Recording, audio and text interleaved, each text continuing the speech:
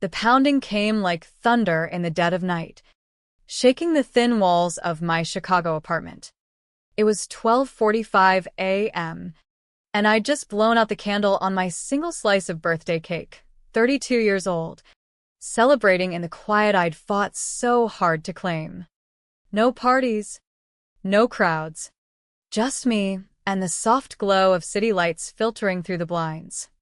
But that rhythm, that insistent fist against wood, dragged me back to a place I'd sworn I'd left behind. Through the peephole, distorted by the fisheye lens, I saw him, Victor, the man who'd turned my mother's life into a cage for nearly 2 decades. His silver hair was disheveled, his tailored coat rumpled, but his eyes burned with that same unyielding fury I'd known since I was 12. And there, shrinking behind him, was Mom, Eleanor, her face pale under the hallway's fluorescent buzz, clutching her robe like it could shield her from what was coming. My heart slammed against my ribs, a familiar panic rising like bile. I hadn't seen them in 4 years. Not since I'd cut the last thread, changed my number, blocked the emails, moved without a trace. I'd built a life here as a trauma counselor, helping others untangle the knots I'd spent years unraveling in myself. But now, here they were, invading my sanctuary. "Open up, Sophia," Victor barked, his voice muffled but sharp as a blade. "We know you're in there. Don't make this harder." Mom's eyes flicked up, meeting mine through the tiny glass portal. And in that split second, I saw the plea, the silent, desperate help me she'd never voiced aloud. Her cheek was shadowed, maybe bruised. Her posture screamed exhaustion, defeat. I grabbed my phone, thumb hovering over the emergency dial. But something held me back. Curiosity? Fear? Or that stubborn hope that this time she'd choose differently? I leaned against the door, steadying my breath. "It's the middle of the night," I called out, forcing calm into my words. "Go home. We can talk tomorrow." His laugh was bitter, echoing down the hall. "Talk? You've been poisoning her mind for years, whispering about lawyers and shelters. Did you think I wouldn't notice?"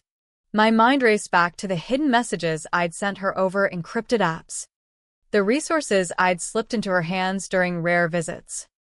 How had he found out? A slip-up? A hacked account? Mom whimpered softly. "Please, Soph. Just a minute. It'll be over quick." The "we" in her voice stung like salt in a wound. She was still tethered to him, even now, dragged out in her nightclothes to my doorstep. The pounding intensified, rattling the frame. I could hear neighbors stirring, Mr. Klein's door creaking open down the hall. Muffled voices questioning the noise. "I'm calling the cops if you don't leave," I warned, louder this time. Victor slammed his palm flat against the wood, so close I felt the vibration. "Let them come. I'll explain it's just a family matter." A concerned stepfather checking on his wayward daughter. Stepfather, the word twisted in my gut. He'd never been that. Not really. Just the intruder who'd reshaped our world into his image. Through the peephole, Mom swayed, her free hand pressing against her side, as if holding herself together. Whatever storm had brewed at home tonight had left its marks on her, and he'd hauled her here as leverage, as punishment. After what felt like an eternity, 5 minutes of relentless knocks, they turned away. Victor whispered something in Mom's ear that made her flinch, then pulled her toward the elevator. The door slid shut, and the hall fell silent. I slid down the door, phone still clutched tight, replaying the scene in my head. This wasn't random. This was escalation. And as I sat there in the dim light of my living room, memories flooded back, unbidden but inevitable, pulling me under like a riptide. It started when I was 11, after Dad, Thomas, passed. He was a mechanic, hands always stained with grease. but his heart was pure gold. He'd fix neighborhood kids' bikes for free, tell stories about his army days that made even grocery runs feel like adventures. Cancer took him fast, 6 months from diagnosis to goodbye. Mom shattered. I remember her staring at walls for hours, forgetting to eat, letting mail pile up until notices turned red. She picked up shifts at the diner and cleaning offices at night, leaving me to microwave dinners and tuck myself in. Victor entered the picture a year later, charming his way in as a real estate developer visiting the office building she cleaned. Tall, confident, with a wallet that spoke louder than words. He's stable, Mom gushed, her eyes lighting up for the first time since the funeral. Flowers arrived weekly. Dinners at places with cloth napkins, things we'd never known. They married in a blur. 8 months after meeting, I stood in an itchy dress at the courthouse, watching her sign away our old life. Victor moved us to a bigger house in the suburbs, all polished floors and echoing rooms. At first, it seemed like an upgrade. Mom quit her jobs, saying Victor insisted she deserved rest. But the changes crept in slow, like fog rolling over a lake. Bank accounts merged for simplicity. Mom's friends faded away. Victor scheduled important events on her social nights. He just wants quality time, she'd say. But her smile grew thinner. By 13, the rules were ironclad. Dinner at 7. No unannounced guests. No frivolous spending without approval. Victor reviewed receipts like a detective, questioning a $15 coffee run or a magazine subscription. Mom shrank, always glancing his way before speaking, apologizing for things that weren't her fault. The violence started subtle, a shoved chair, a slammed door. Then, one night, I heard the crash from upstairs. Rushing down, I found Mom on the kitchen floor, broken glass around her, claiming she'd slipped. But the red mark on her arm told a different story. I became the silent observer, documenting in a hidden notebook dates of bruises shaped like hands, nights of muffled sobs. Victor never laid a finger on me. That was his precision cruelty, making me watch, helpless. She's clumsy, he'd say with a wink, but his eyes dared me to challenge. I tried, slipping her hotline numbers, begging her to pack a bag. He's my husband, she'd whisper. We made vows. Vows that chained her. While I plotted my escape, high school was my lifeline. Clubs, jobs, anything to stay out. Victor punished my absences by tightening his grip on Mom, her accidents worsening after my rebellions. At 16, I called the cops during a rage-fueled fight, but by arrival, Victor was Mr. Charming, Mom echoing his misunderstanding. They left with a warning to me about false alarms. After that, I went underground, saving every penny from my part-time gig, aiming for college far away. The explosion came senior year. Accepted to Northwestern with aid. I announced at a dinner. Victor's fork froze. You'll stay local. Commute from home. I refused, and hell broke loose. Plate shattered. Shouts echoed. Mom begged peace, but her split lip the next day sealed my resolve. 3 months later, I left with a backpack and bus ticket, Mom driving me in silence. Come with me, I pleaded. She shook her head, pressing cash into my palm. For you, not him. College was freedom's first breath. Dorms, classes, no curfews. Psychology drew me in, naming the chaos, narcissistic abuse, trauma bonds. I met Alex in a seminar, kind, steady, a future social worker who'd escaped his own family mess. You scan rooms like you're mapping exits, he noted gently. We built slow, sharing scars that made us stronger. But Mom lingered in my mind. I'd send anonymous care packages, set up secret check-ins. For years ago, I helped her open a hidden email, connect with a lawyer. Little steps toward escape. Until tonight, Victor's discovery had ignited this midnight siege. As I paced my apartment, phone in hand, I knew this was the turning point. No more hiding. I'd fight back. For both of us. Dawn crept through my blinds like a reluctant witness, casting long shadows across the floor where I'd spent the night curled up, replaying the door pounding in my head. The coffee in my mug had gone cold hours ago, but I couldn't move, paralyzed by the what-ifs. What if Victor had broken through? What if Mom had reached out? What if this was the spark that finally freed her? My phone buzzed with texts from block numbers. You can't hide forever. She's mine. Stop meddling. Each one fueled the fire in my chest, turning fear into resolve.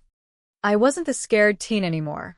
I was Sophia Reyes, counselor to survivors, armed with knowledge and a network I'd built from my own ashes. First call, the police. Domestic disturbance, I reported, voice steady despite the tremor in my hands. Officers arrived within the hour, 2 uniforms, badges gleaming under my kitchen light. I played the hallway footage from my building's security app, Victor's fists hammering, Mom's flinch as he gripped her arm. That's assault, one officer noted, scribbling furiously. Neighbors corroborated, Mr. Klein heard the threats. The young couple upstairs recorded audio on their phone. We'll do a welfare check, they promised, but warned. Without her complaint, our hands are tied. I nodded. Knowing the drill, abusers like Victor thrived in silence. Next, I reached out to Lena Vasquez, a family law attorney I'd met through work. Sharp as a tack, with a track record of dismantling controlling spouses. We met at a coffee shop downtown, her laptop open to my emailed evidence. This is solid, she said, eyes narrowing at the text. Harassment. Potential stalking. We filed for restraining order today, but we needed more patterns, proof of the long game. I dug into my cloud storage, pulling files I'd hoarded like ammunition, old photos of Mom's accidents, scanned medical bills for sprains and fractures. Even a journal entry from my teens detailing Victor's rages. As Lena drafted papers, memories surged again, pulling me back to the early cracks in our facade. After the wedding, Victor's generosity masked control. He gifted Mom a new wardrobe, but critiqued her choices until she dressed only to please him. Social outings? Vetoed if they didn't include a circle. It's about us now, he'd say. But it was always about him. By 14, I saw the isolation. Mom's sister calling less. Friends dropping off. One Christmas, Aunt Maria visited unannounced. Victor exploded, accusing her of intruding. Mom defended him, but her eyes screamed apology. The physical stuff escalated quietly. A playful shove that left her bruised. A heated argument ending in a slammed door on her fingers. I'd bandage her in secret, whispering, "We can leave." She'd hug me tight. "It's not that bad. He loves us." Loves? It was ownership. Victor monitored her phone, her mail, even installed trackers on the car for safety. Money vanished into his accounts. Mom got an allowance like a child. When I confronted him at 16, he smiled coldly. "This family runs on my terms. Cross me, and see what happens."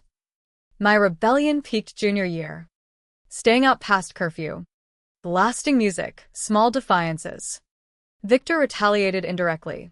Mom's falls multiplied after my stunts. "See what your attitude does?" he'd imply. I saved screenshots of his text to her, demands, insults, building my digital arsenal. College acceptance was my ticket out, but announcing it ignited war. "You'll stay under my roof," he decreed.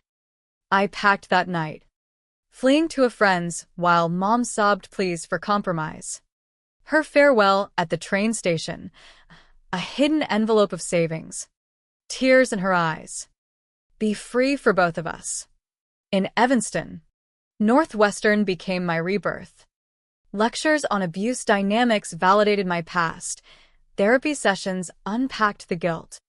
Alex entered softly, study dates turning to deep talks. My dad was similar, he shared. Left marks on Mom until she fled.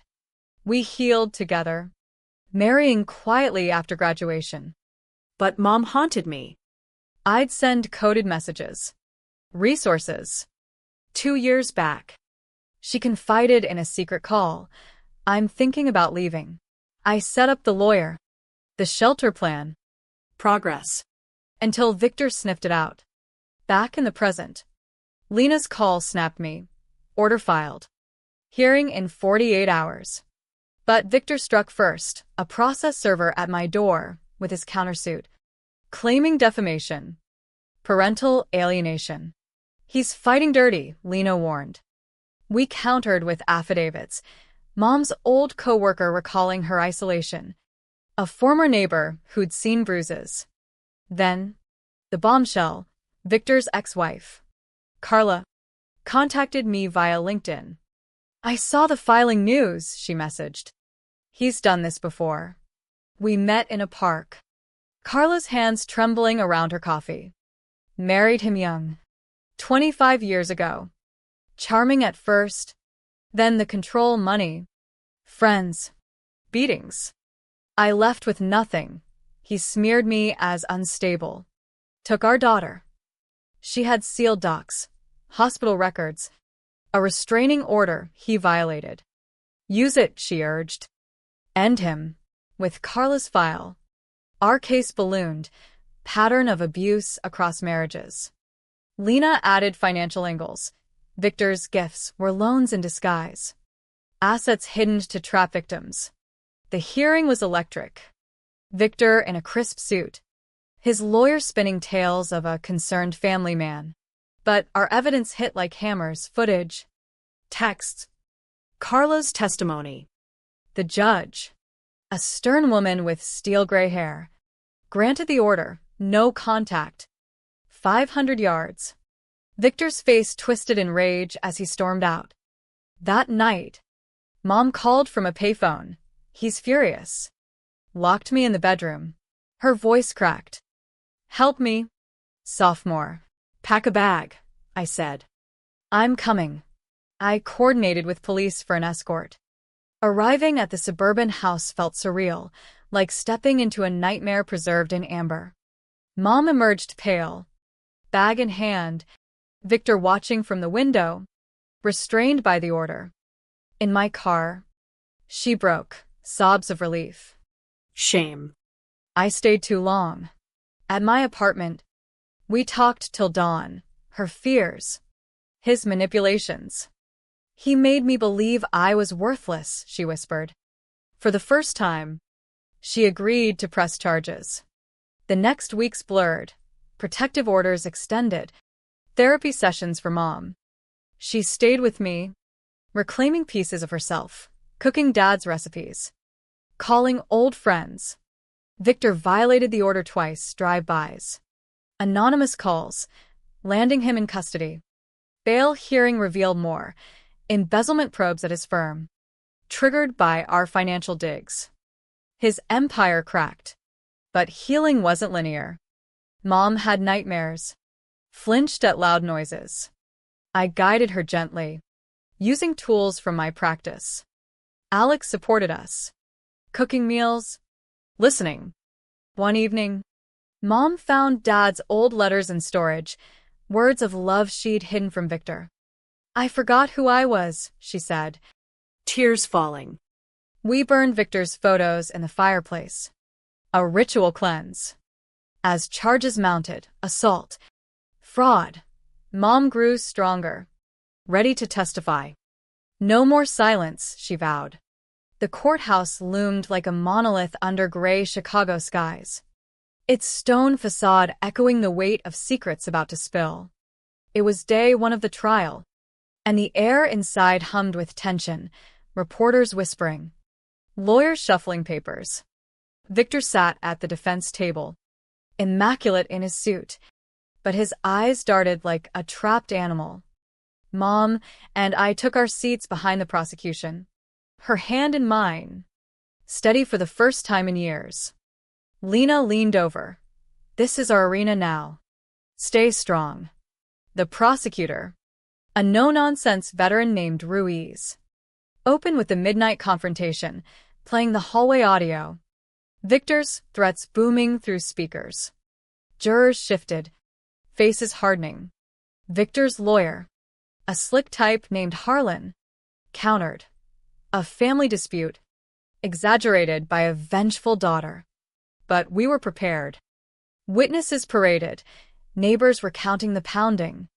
Carla detailing her hellish marriage, bruises, isolation. Threats. He said he'd ruin me if I left, she testified. Voice firm.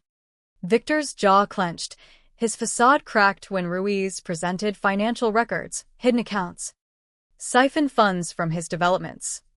Mom's inheritance funneled into his ventures without consent. Economic imprisonment, Ruiz declared. Mom's turn came on day 3. She walked to the stand, chin high. No longer the shadow I'd known. Under oath, she unraveled 2 decades, the charm that faded to control. The first slap over a burnt dinner, the isolation that left her friendless. He monitored my calls, my spending. If I questioned, He'd hurt me. Photos flashed on screen, faded bruises from years ago.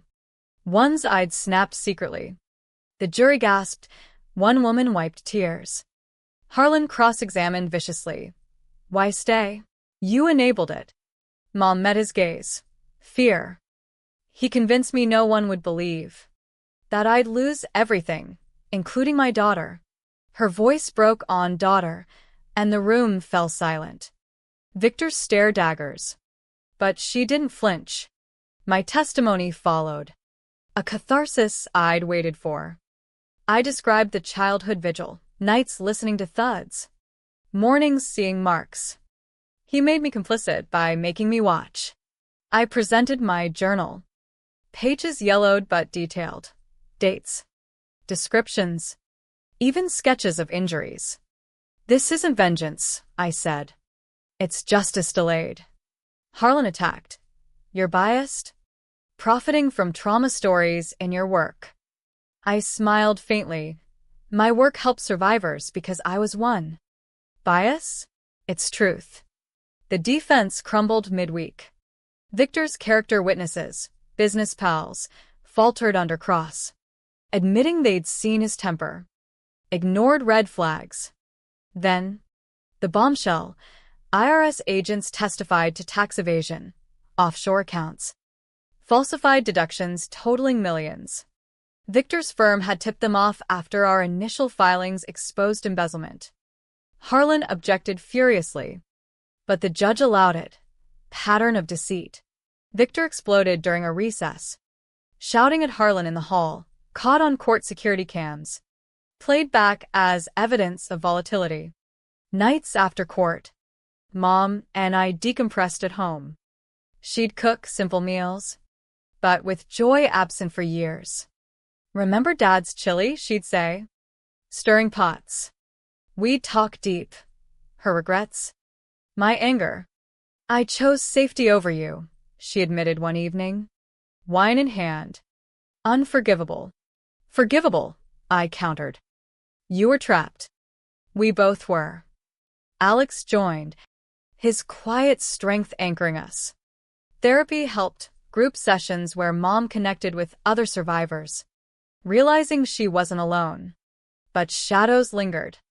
Victor's violations continued from jail, smuggled messages through associates, veiled threats. We added cyber harassment charges. One night, a brick through my window with a note. Back off. Police traced it to a hired thug, Victor's prints on the cash. Desperation, Lena said. He's losing. The trial dragged into week 2. Forensics experts confirming old injuries on mom's X-rays matched abuse patterns. A psychologist testified on trauma bonds. Victims stay because abusers erode their will. Jurors nodded. Empathy building. Closing arguments sealed it. Ruiz, this isn't a family squabble. It's systematic terror. Hold him accountable.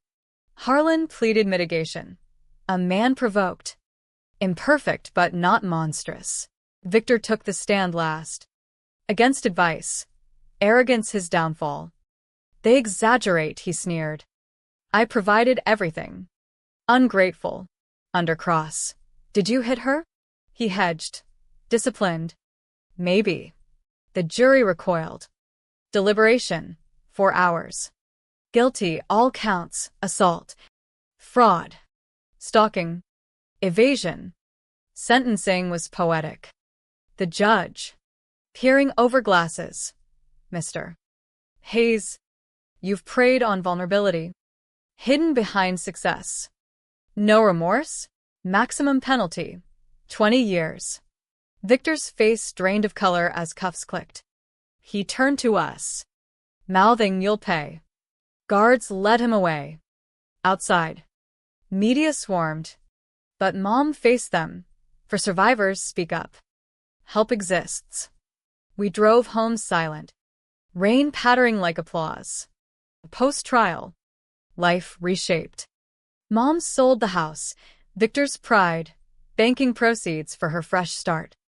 She bought a cozy bungalow near the lake, filled with Dad's mementos.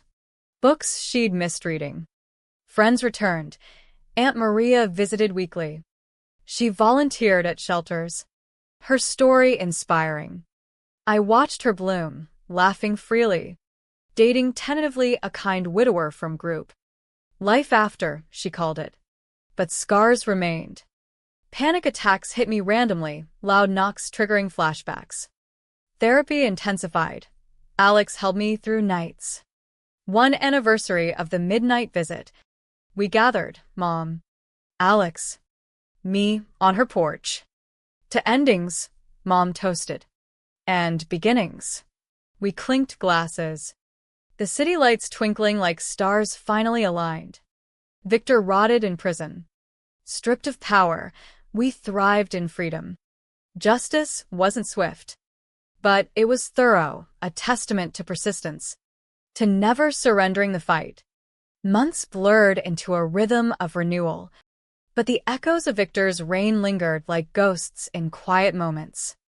Mom's bungalow became our haven, weekend brunches where she'd experiment with recipes. Her laughter filling rooms once silenced by fear. Try this quiche, she'd beam, plating slices. We'd talk for hours, her rediscovering hobbies, painting abstracts in bold colors. Joining a book club. Victor hated fiction, she'd say. Said it was escapist nonsense. Now. She escaped into stories, finding parallels to her own. I marveled at her resilience, but saw the cracks. Nights she called me. Voice small, bad dream. He was back. I'd drive over. Brew tea. Remind her, he's gone. You're safe. My practice flourished, infused with raw insight. Clients sensed it. You get it, one said after sharing her escape story. But advocacy deepened. I spoke at conferences, lobbied for stronger abuse laws. Alex and I started a nonprofit, anonymous hotlines, legal aid for trapped spouses. Your legacy, he murmured during late-night planning. Victor's case became precedent. Prosecutors cited it in similar trials. His appeals dragged, but failed. New evidence emerged. Another ex, silenced by NDAs, came forward with recordings of threats. Chain reaction, Lena called it. You started the dominoes. Flashbacks hit unpredictably. A client's tale mirrored Mom's. I'd excuse myself. Splash water on my face. Therapy helped unpack. You are the child protector, my counselor noted. Reverse the role now, let yourself heal. I did. Slowly, yoga, journaling, Date nights with Alex where we'd dance in our living room. Music drowning old noises. Mom joined sometimes. Her steps tentative, but joyful. Dad loved dancing, she'd reminisce. Twirling. Victor's downfall rippled outward. His firm collapsed under scandals, partners indicted for complicity and fraud. Assets seized, auctioned, proceeds funneled to victim funds. Mom donated her share anonymously. Pay it forward, she said.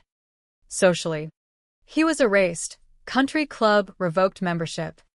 Friends ghosted. Prison reports trickled. Isolated. Health failing. No visitors. Schadenfreude? Maybe.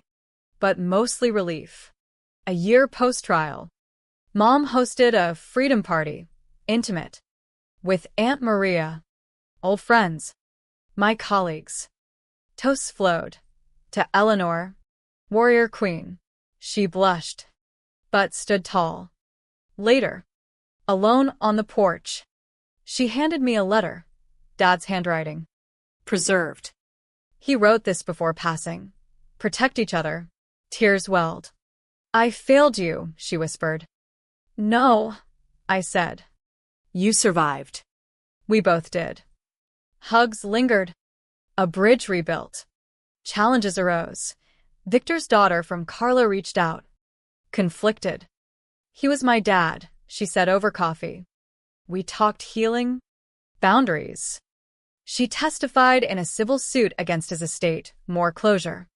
Mom dated her widower. Henry, gentle, patient. No red flags, she assured. I vetted subtly. Trust hard-won. My birthday, 33, marked transformation. No solitary cake, a gathering at Mom's. Laughter echoing. To new chapters, Alex toasted. As candles flickered, I reflected. The midnight pounding wasn't the end, but the catalyst. We'd dismantled a tyrant, reclaimed lives. But questions lingered. How many more victors lurked? The fight continued, fueled by our victory. One evening, as autumn leaves swirled outside, Mom confessed more layers of the abuse, emotional blackmails I'd never known. He threatened to expose secrets if I left, fabricated affairs, mental health lies. We cried together, Purging the poison. Why now? I asked. Strength from you, she replied.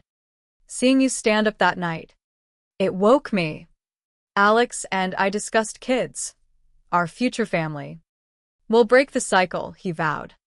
Therapy prepared us. Healthy boundaries. Open communication. Mom babysat our dog, practicing grandma roles with glee. Victor's final appeal denied. Sentence upheld.